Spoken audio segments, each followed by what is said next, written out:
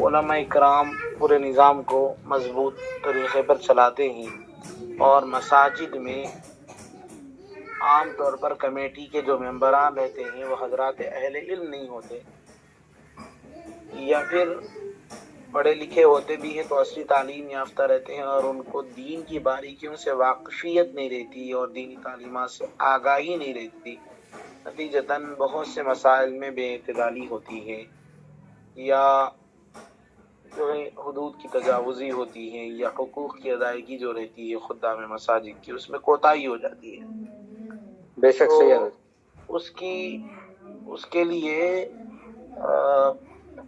وسیع پیمانے پہ ہمیں سوچنا چاہیے کہ دین ایک سسٹم کا نام، جس طرح نماز، روزہ، زکوٰۃ، حج ان سب کے فرائض ہیں، واجبات ہیں، سنتیں ہیں اور آداب ہیں، ایسے ہی معاشرت ہے تو اس کے سلسلے میں رشتہ دار ہیں تو ان کے حقوق بتائے گئے ہیں، حقوق کی ادائیگی کا طریقہ بتایا گیا ہے، اور لوگ جانتے بھی ہیں۔ اس کو موضوع بنا کر اس پر بولا بھی جاتا ہے، اس کو سنا بھی جاتا ہے، اگرچہ عمل کا معاملہ کسی شعبے میں کم ہو کسی میں زیادہ ہو، لیکن ان شعبوں پر بہرحال بات کی جاتی ہے۔ تو ایسے ہی مساجد کا جو نظام ہے اس پر گفتگو وسیع تناظر میں بہت کم ہوتی ہے، ٹھیک ہے؟ اس پر کتابیں لکھی ہوئی ہیں الحمدللہ علی ذالک، عربی میں تو بہت ہیں، اردو میں بھی اسلام کا نظام مساجد کے عنوان سے ایک بہت مضبوط اور مستند مفتی تھے، مفتی ظفیر الدین صاحب مفتاحی رحمۃ اللہ علیہ، دارالعلوم دیوبند کے مفتی تھے، اور وہ جو ہے فتاوی دارالعلوم کے مرتب تھے، یعنی ہمارے اکابر میں جو ابتدا میں دارالعلوم کے ارے یار ہلہ نہیں کرو، ان کے فتاوی کو کتابی شکل میں انہوں نے ترتیب دیا تھا، تقریباً غالباً 12 جلدیں کچھ، تو بہت مضبوط آدمی تھے۔ ان کی لکھی ہوئی کتاب ہے، وہ دیکھنا چاہیے، تو اس سے کئی جو ہے مسائل کھل کے آئیں گے۔ بنیادی طور پر کتابی شکل کی جو بات میں بتا رہا ہوں وہی ہے۔ ایسے ہی اسلام منظم مساجد کے عنوان سے بھی ایک کتاب ابھی مارکیٹ میں آئی ہے، وہ بھی بہت اچھی ہے، وہ پڑھنا چاہیے۔ تو منظم مساجد، منظم اور مؤثر مساجد، تو اس پر گفتگو ہوئی ہے۔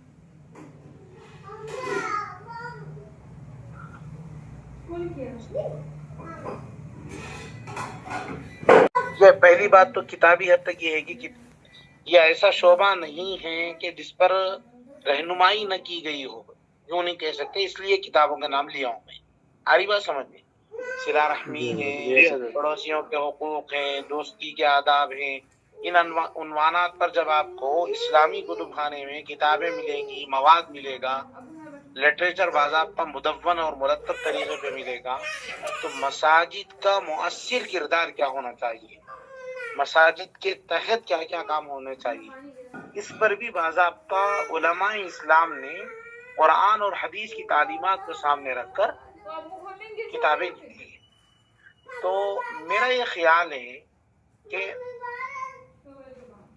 مسلمانوں میں اس حوالے سے شعور بیداری لانی چاہیے کہ مساجد جو ہیں ہماری، اس کو کیسے مؤثر کریں۔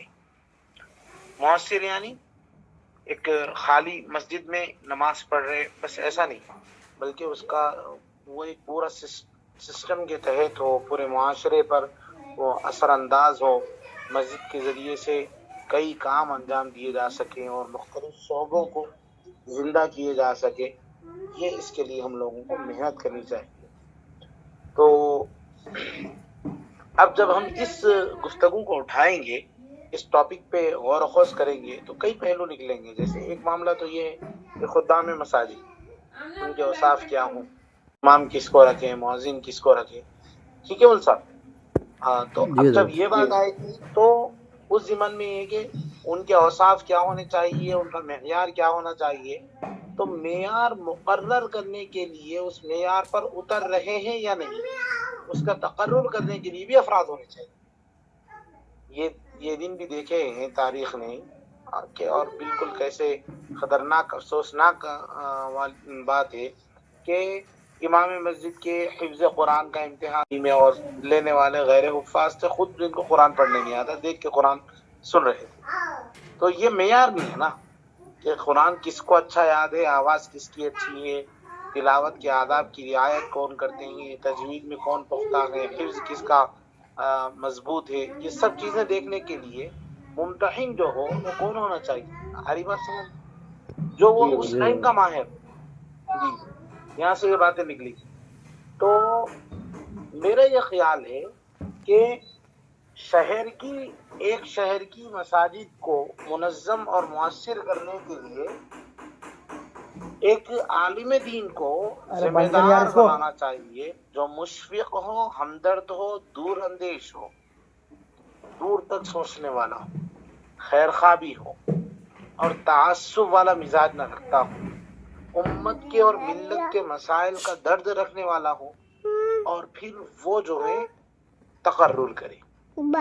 ٹھیک ہے، اگر اس کے اندر شفقت نہیں ہے، یہ تعصب والا مزاج ہے، تو پھر کسی نہ کسی کو ترجیح دے دے گا، یہ مسائل پیش آئیں گے. لیکن اگر ایسا نہیں ہے، اور ایسا نہیں بھی ہو سکتا ہے، اچھے بھی ہوں گے، تو پھر پورا سسٹم مضبوط ہوگا. آپ سوچیں کہ ائمہ جو رہیں گے نماز پڑھانے والے، ان کی تجوید ٹھیک رہے گی، ان کو مسائل معلوم. مول صاحب میں اوپر سے آ رہا ہوں، سسٹم کو مضبوط کرنے کے لیے کیا ہونا چاہیے.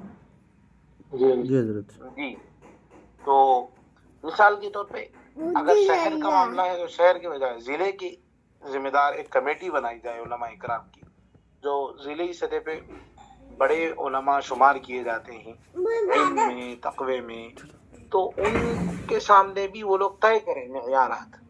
دیہات ہے تو دیہات کے اعتبار سے معیار طے کریں، قصبہ ہے تو قصبے کے اعتبار سے معیار طے کریں، اور شہر ہے تو شہر کے اعتبار سے معیار طے کریں، اور پھر وہ انٹرویو لیں. اب ایسا اس میں بھی شکلیں نکلیں گی، جہاں پر پہلے سے کوئی ہیں وہاں تو چھیڑ چھاڑ نہیں ہو سکے گی، دشواریاں پیش آئیں گی. لیکن اگلے جو مراحل رہیں گے تقرری کے، وہاں پر آہستہ آہستہ سے اچھے ائمہ کو لائیں جن پر شرائط رکھیں.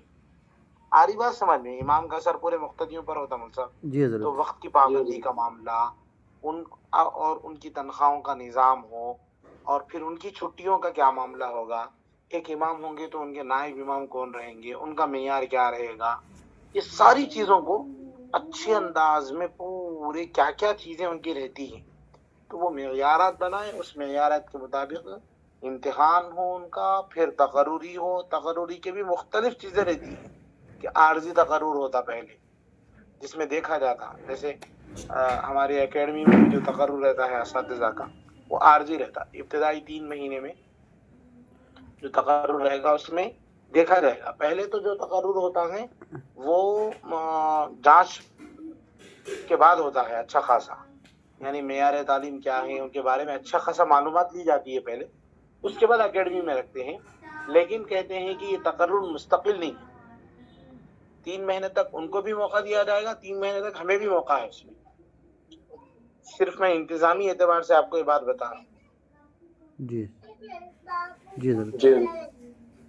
3 مہینے تک موقع دیا جاتا ہے. ضروری نہیں کہ ہم جس استاذ کو اپوائنٹ کریں ان کو ہماری اکیڈمی بھی پسند آئے، یہ بھی ہو سکتا ہے نا.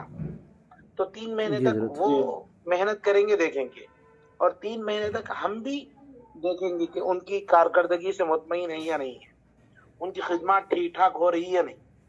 تو اس درمیان میں ہمیں اپنی بات رکھنے، اور اگر سمجھ میں نہیں آ رہا ہے تو معذرت کرنے کا اختیار ہوتا ہے. یہ انتظامی معاملہ ہے، بدزنی کی بات نہیں ہے. 3 مہینے کے بعد میں پھر عارضی استقلال ہوتا ہے. استقلال ہے مگر وہ بھی، اور 3 مہینے کے لیے عارضی استقلال، اس کے بعد استقلال ہوتا ہے، لیکن وہ بھی شرائط کے ساتھ رہتا ہے. تو ایسے ہی ائمہ مساجد کا معاملہ ہو، معززین کا معاملہ ہو، تو وہاں پر یہ سارے ایک اچھے معیار کے اعتبار سے شرائط، ہدایات وغیرہ طے کر کے بابصیرت لوگ تقرر کریں. تو چند سالوں کے اندر آپ دیکھیں کہ 8-10 سال اس طرح سے محنت ہو تو اچھے خدام انشاءاللہ امت کو ملیں گے. ٹھیک ہے نا جی؟ میرا ایک ذہن ہے، یہ سسٹم نہیں ہے نا، تو ہوتا یہ کہ کسی کی کوئی صدر صاحب جو ہے ان کے اپنے رشتے دار کو رکھ لیے، کوئی صاحب جو ہے نا طرفدار کو رکھ لیے، کوئی صاحب جو ہے کم تنخواہ لینے والے ہیں تو ان کو رکھ لیے. یہ مسائل نہیں، مسائل دین کی ترجیح کی بنیاد پر ہونا چاہیے. شرائط کی پاسداری جہاں ہو رہی ہے اس کے اعتبار سے ہونی چاہیے.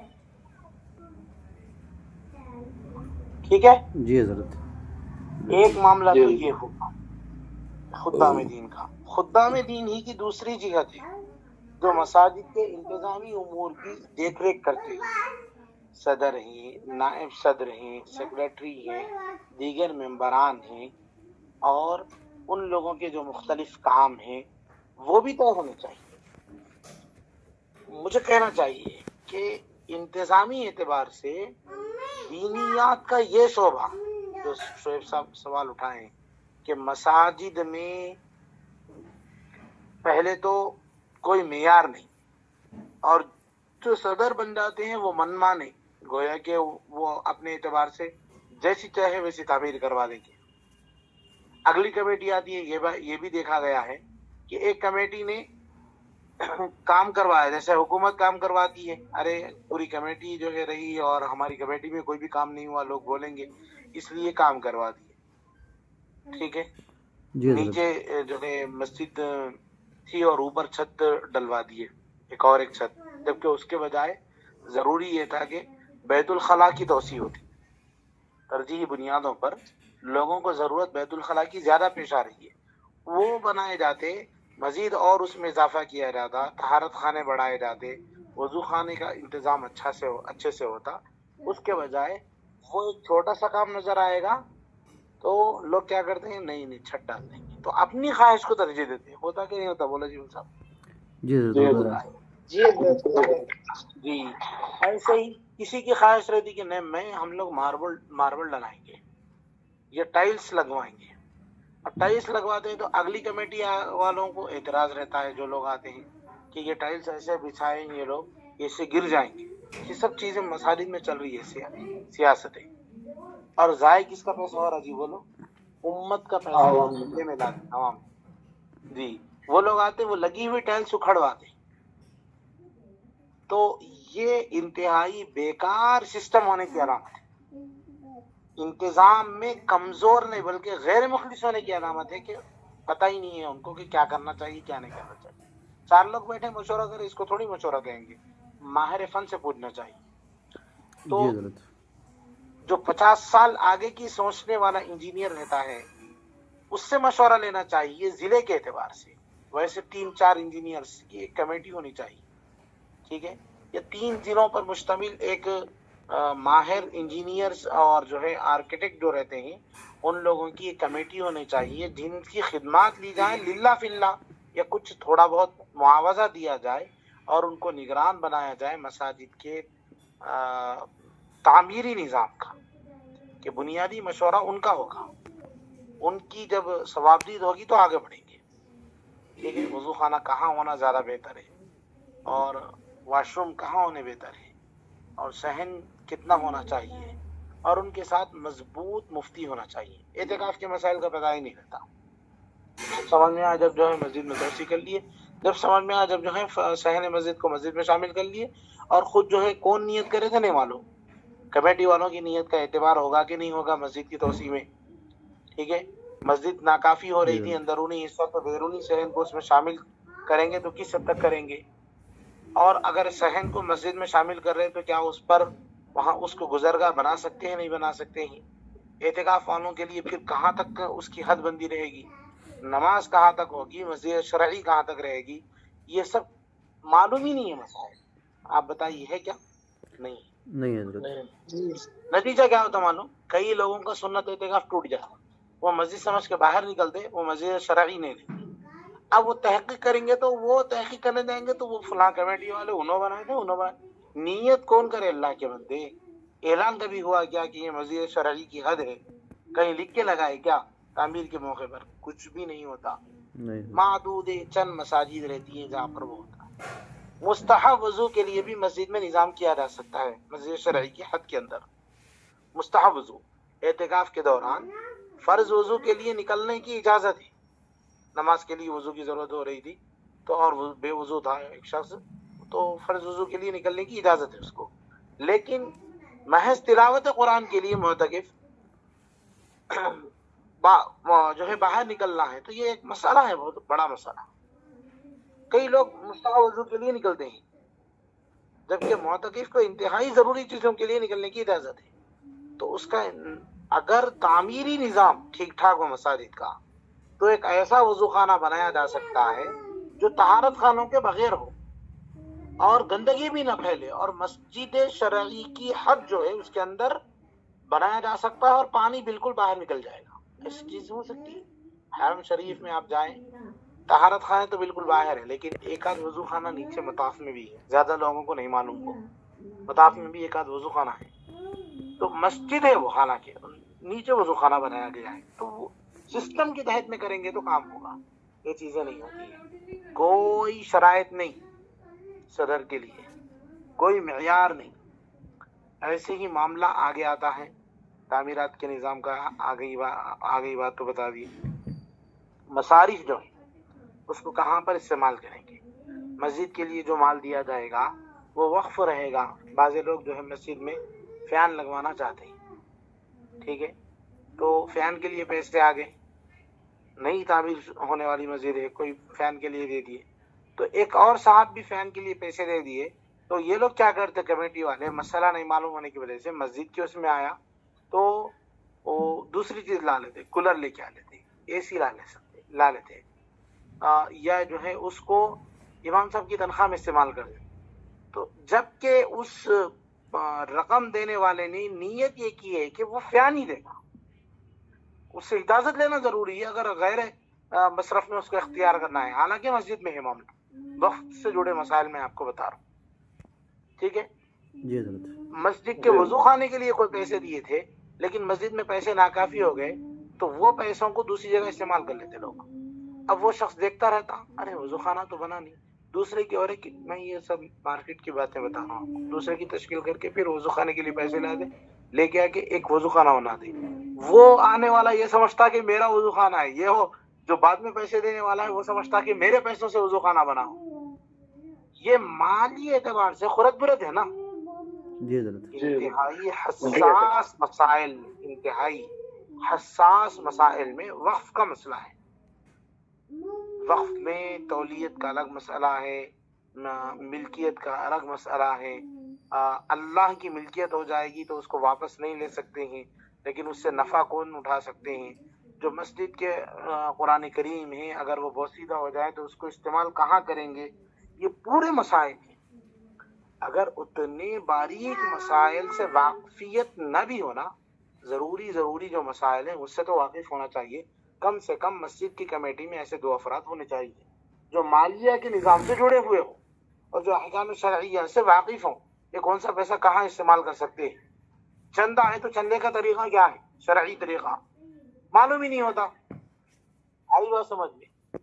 جی جیسے بعض جگہوں پر کھڑے ہو کے اعلان کر دیتے ہیں کیا گھر سے 500 روپے دینا لازم ہے، محلے کی مسجد بن رہی ہے، ایک 5000 ہر گھر سے 5000 دینا لازم ہے، تو لازم کیسے کر سکتے ہیں؟ بولیے کسی پر ہو سکتا ہے کہ کوئی شخص مجبور ہو اور وہ پیسے ہی نہ دے سکتا ہو، اس پہ لازم کریں گے؟ تو شریعت نے کسی کو لازم کرنے کی اجازت ہی نہیں دی ہے مسجد کے معاملے میں، پیسے لازم کرنے کی، اور لوگ لازم کرتے ہیں، اور اگر نہیں دیں گے تو ٹارچر کرتے ہیں، بعد میں کہتے ہیں۔ آ رہی بات سمجھ میں؟ ارے اللہ والوں بولو جن لوگوں کی ذمہ داری شریعت نے کسی انسان پر رکھی ہے، اس میں بیوی وہ خود ہے، اس کے بیوی بچے ہیں، اور آگے بڑھیں گے تو اگر والدین کے پاس پیسے نہیں ہے تو والدین کو دیکھنا ہے، ان کی خدمت کرنا ہے، ان کی وہ بھی اس کی حسب وسعت، جتنے اس کے پیسے ہیں، جتنی اس کی کمائی ہے، اس اعتبار سے وہ چیزیں۔ تو مسجد کے لیے پیسے لازم کرنا کہاں سے؟ تو چندے کے معاملے میں بے اعتدالیاں جو ہوتی ہیں، یہ تو ایک لمبی ٹاپک ہے، چندہ کیسا کرنا۔ گھر کو جا کے لوگ کھٹکھٹاتے ہیں مسجد کا چندہ، اندر سے لوگ کہتے ہیں ارے پرسوں ہی دیے تھے، کتنے بار دینا مسجد کے چندے؟ یہ مارکیٹ کی بات سنا میں آپ کو۔ تو وہ جو کہنے والا ہے نا، وہ مرد ہے یا عورت، وہ دین کی بے عظمتی کرتا ہے، اس کو نہیں معلوم ہے کہ دین کیا چیز ہے۔ اللہ کے گھر کے لیے اگر نہیں دینا ہے تو معذرت کس انداز سے کرنا ہے، اس نے سیکھا نہیں ادب. اور یہ جو صاحب دیں ہیں وہ جا کے دین کی بے عظمتی کرائیں، دونوں بھی برابر کی شریک ہیں. طریقہ یہ ہوتا ہی نہیں. آئی بات سمجھ میں اللہ والوں؟ جی حضرت آ رہی ہے. جی خلاصہ یہ ہے کہ آمدنی اور خرچ، تعمیرات اور اس کے مختلف احکام، اور تقرری کے ختم کرنے کا معاملہ. مسلیوں کو شکایت ہے اس لیے امام صاحب کو نکال دیے. شکایت کیا ہے؟ شکایت یہ ہے کہ امام صاحب گشت نہیں کرتے. تو گشت کا معاملہ کیا مسجد کے ان خدمات میں سے ہے کہ جس کی ذمہ داری امام پر عائد ہوتی ہے یا خارجی؟ سوال ہے یہ شرعی نقطہ نظر سے. ٹھیک ہے، یہ شکایت واقعی شکایت. اور یہ شکایت کتنے لوگوں کو رہتی؟ 4 لوگوں کو رہتی. لیکن وہ 15 سال سے امامت کرنے والے پابند امام صاحب کو اس بنیاد پہ نکالتے، جبکہ شرعی اعتبار سے جائز ہی نہیں ہے معاملہ ایسا نکالنا. تو تقرر کرنا اور تقرر کو ختم کرنا، اس کی بنیادیں کیا ہوں گی انتظامی اعتبار سے، یہ سب مسائل سے واقف ہونا چاہیے. اور اگر لوگ اتنی باریکیوں سے واقف نہیں ہو سکتے ہیں تو ضروری مسائل سے تو آگاہ ہونا چاہیے. البتہ میرا جو اب تک کا ذہن ہے، جو مشاہدہ لوگوں کے حالات اور مساجد کے جو مسائل پیش آ رہے ہیں، تو اس اعتبار سے میرا یہ ذہن ہے کہ ایک کمیٹی ہونی چاہیے ہر شہر کی سطح پر، یا کم از کم ضلع کی سطح پر، جس میں 8-10 مضبوط علماء ہوں بابصیرت اور متقی، اور جن کے روابط ہر شہر کے مختلف قسم کے جو افراد ہیں ان سب لوگوں سے ہوں. تو ان کے رائے مشورے سے یہ سارے امور طے کیے جائیں.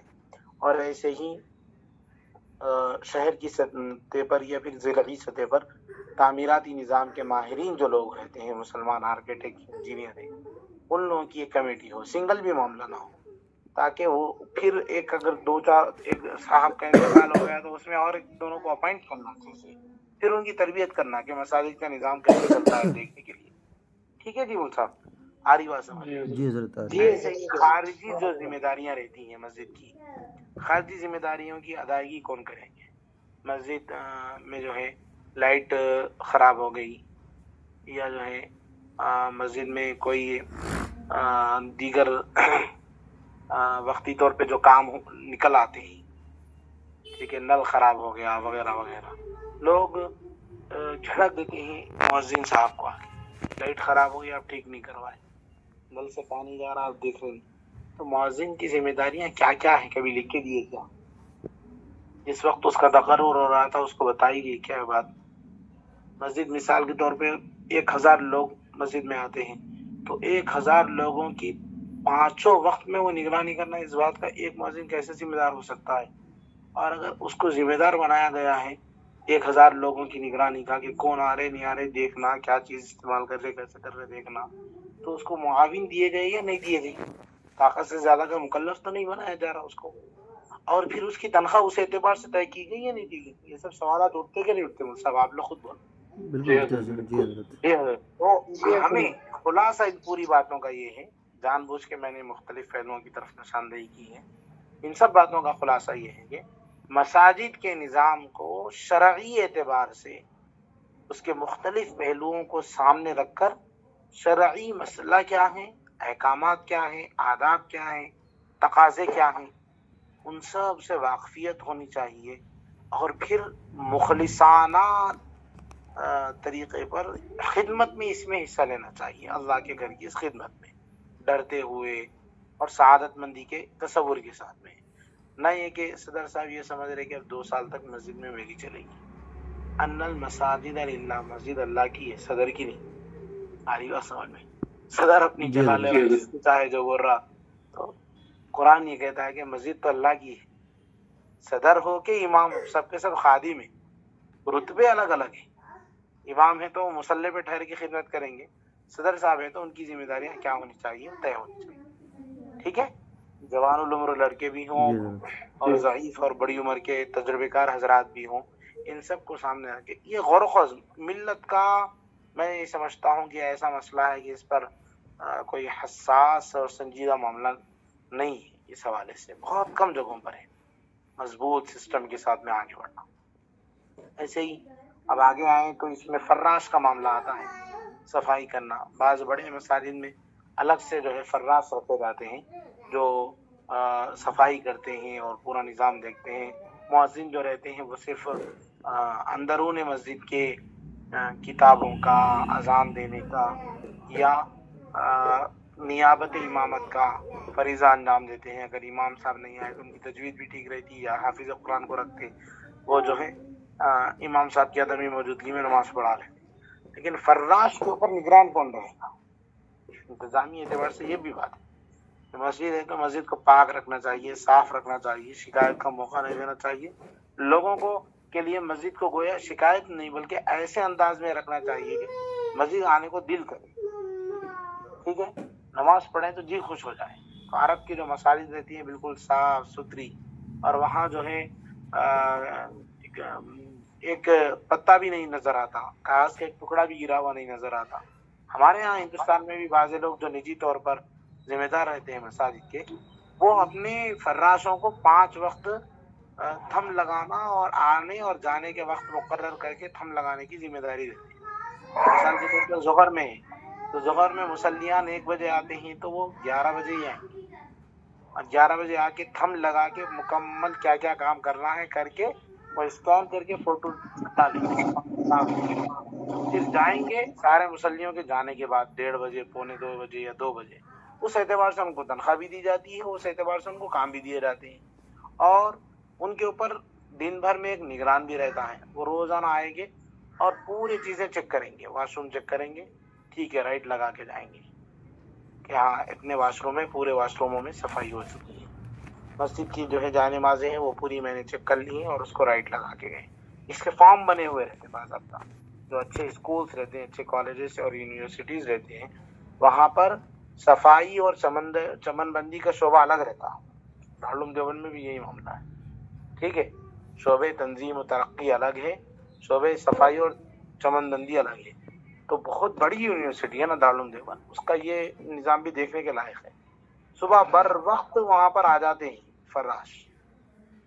کبھی ایسا نہیں ہوا 4 سالہ زندگی میں دیوبند میں کہ واش روم میں بیٹھے ہوں کب پانی نہ ملا ہو, یا نہانے کے لیے گئے ہوں پانی نہیں آیا ہو. ایسا نہیں ہوا کبھی. یعنی پہلے سے انتظامات ہوتے ہیں پورے. اتنے بڑے سسٹم کو دیکھنے کے لیے اس کا شعبہ الگ کیا گیا. تو مساجد میں 2 افراد پر مشتمل ہی صحیح کمیٹی میں مکتب کے نظام کو مضبوط کرنے کے لیے 2 افراد متعین ہونے چاہیے. ٹھیک ہے, چندے کی سسٹم کو مضبوط کرنا اور شرعی بنیادوں پر چندہ کرنا اور ذمہ داریوں کا احساس دلانا, حسابات کی شفافیت کے ساتھ لوگوں کو مطلع کرنا, اور پھر اس کو صحیح مصارف میں خرچ کرنا. اس کے لیے 4 لوگ ہونے چاہیے. تعمیرات کے نظام کے لیے اور 4 لوگ ہونے چاہیے. جن کو آتا وہ لوگ نہیں کرتے, اور جن کو نہیں آتا وہ لوگ دخل دیتے, معاملہ گڑبڑ ہو جاتا. گویا مسجد نہیں ہے, اللہ معاف کرے, وہ سب کا تصرف کا ایک ذریعہ ہے. جو چاہے من چاہے کام کرتے ہیں. اس لیے مساجد کا نظام بہت گڑبڑ ہوتا ہے. آپ دیکھیں عارف صاحب, جی حضرت, میں نے اپنے اعتبار سے کچھ باتیں بتائی ہیں, حالانکہ کافی لمبا ہو گیا ہے. کیا شعیب صاحب ایک ہی سوال میں دوسری چیز بتانے والا تھا میں. اصل امامت کے لیے سب سے کون آگے ہیں, کس کو آگے, کیا بولنا چاہ رہے ہیں شعیب صاحب؟ جی حضرت, یہ باغ دوڑ ان لوگوں کے ہاتھ میں کیسے چلے گی حضرت مساجد کی بالخصوص؟ اصل سوال ہی نہیں آ رہا کیسے چلے گئی. کیا ہے, وہ لوگ مساجد بناتے گئے اور انتظاماً وہاں کے لوگوں کو جو بنانے والے ہیں وہ ذمہ دار قرار دیے.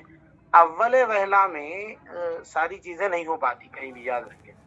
مثال کے طور پہ ایک گاؤں میں مسجد بن گئی سمجھیے, تو پہلے تو مسجدیں جو رہتی تھی وہ اوقاف کے تحت رہتی تھی, اور حکومت کا جو شعبہ رہتا تھا اوقاف کا, وہ اس کا نگران رہتا تھا, وہ دیکھ بھال کرتا تھا, دیکھ ریکھ کرتا تھا. جب مسلمان حکومتیں ختم ہو گئی تو اس کے بعد لوگ انفرادی طور پر مسجد کے لیے زمین وقف کرنے لگے, اور وہاں کے لوگ مسجد بنانے لگے ضرورت کی بنیاد پر. تو وہاں کے لوگوں کو ہی ذمہ دار بنا دیا گیا. تو وہ جو وقتی طور پر دیکھ ریکھ کے لیے ذمہ دار بنایا گیا, اس میں ان سارے امور کا لحاظ نہیں کیا گیا. لیکن اب ضرورت محسوس ہوتی ہے کہ ان سارے امور کے اوپر ملت کے لوگ سنجیدگی سے غور کریں اپنے اپنے مقام پر. ٹھیک ہے نا, اپنے جی اب غور کریں اس پہ. اور یہ بہت ضروری ہے یہ چیز، اور اس سے بہت سسٹم مضبوط ہوگا۔ ایک اور پہلو بھی ہے، وہ یہ کہ صرف کیا مسجد نماز کے لیے ہے یا مسجد تعلیم کے لیے بھی ہے، یا مسجد میں دیگر امور بھی انجام پائیں گے؟ یہ بھی ایک اہم نقطہ ہے موجودہ دور کے اعتبار سے۔ جیسے مسجد کے تحت انسانی خدمت کی، انسانی بنیادوں پر خدمت کے بھی مختلف شعبے ہیں، دفاعی شعبہ بھی چل سکتا ہے کیا؟ بعض مساجد وہ ہوتی ہیں جہاں پر اچھی پراپرٹی رہتی ہے مسجد کی، اور اس کے مصارف خواہ بس کم ہوتے رہتے ہیں، یعنی ٹھیک مصرف میں وہاں سے اس کی جو آمدنی رہتی ہے اس کو خرچ نہیں کیا جاتا، تو وہاں پر بہت تھوڑا اگر سسٹم بنا دیا جائے تو ایک بیت المال چھوٹا سا بن سکتا ہے محلے کے اعتبار سے، جس میں یتیم جو بچے ہیں ان کو ترجیحی بنیادوں پر تعلیم کا انتظام کیا جائے، ایک سروے ٹیم ہو اس کی، اور وہ جو ہے فیصد کے اعتبار سے پیسے دے۔ ایسے ہی بیوائیں ہیں یا مسکین ہیں، نادار لوگ ہیں، تو حسب وسعت اس کے فیصد متعین کر کے اس کا سروے کر کے ایک ٹیم رہتی کام کر سکتی ہے، اور مسجد سے پورے کام انجام دیے جا سکتے ہیں بآسان۔ اور آگے بڑھیں تو محلے کی زکوٰۃ تؤخذ من اغنیائہم وترد علی فقرائہم، حدیث میں ہے کہ ایک قوم جس کو زکوٰۃ کا فارمولہ یہی ہے، یعنی مالداروں سے لے کر اسی قوم کے غریبوں پر دیں گے، اسی لیے افضل یہ ہے کہ جہاں سے لے رہے ہیں آپ وہیں کے فقراء پر تقسیم کریں، ٹھیک ہے نا جی؟ تو اگر محلے کی زکوٰۃ کو محلے کے لوگوں ہی میں تقسیم کرنے کے لیے مسجد کے تحت میں مضبوط نظام بنائیں تو محلے کے لوگ بآسانی ان کی ضروریات پوری ہو سکتی ہیں۔ تو اگر اللہ نے وسعت دی، لوگوں کو ذہن دیا سوچنے سمجھنے کے لیے، اور ماشاءاللہ کوئی خدمت کرنا چاہیں، تو مسجد کے تحت دینی اور شرعی بنیادوں پر مسائل کو جان کے علماء کی نگرانی میں رہ کے اچھا سسٹم بنا سکتے ہیں، تعلیم کے شعبے کو زندہ کر سکتے ہیں، اور غریب اور نادار اور کمزور جو افراد ہیں، بیوائیں ہیں، بیمار ہیں، ان کے لیے مدد کا امداد کا انتظام کر سکتے ہیں، بہت سارے کام کر سکتے ہیں، ٹھیک ہے؟ ایسے ہی مختلف وظائف جاری کیے جا سکتے ہیں۔ تو زکوٰۃ کے درست استعمال کے بھی بہت سارے طریقے ہیں مساجد کے ضمن میں، ٹھیک ہے؟ اللہ تعالیٰ آسان فرمائے، بولنے سے زیادہ کرنا ہے بھائی، خود مجھے بھی کرنے کی توفیق دے۔ آمین۔ ٹھیک ہے، اچھی بات ہے، انشاءاللہ کرنا ہوں بس۔ جی اجازت دیجیے، السلام علیکم ورحمۃ اللہ وبرکاتہ۔ وعلیکم السلام ورحمۃ اللہ وبرکاتہ۔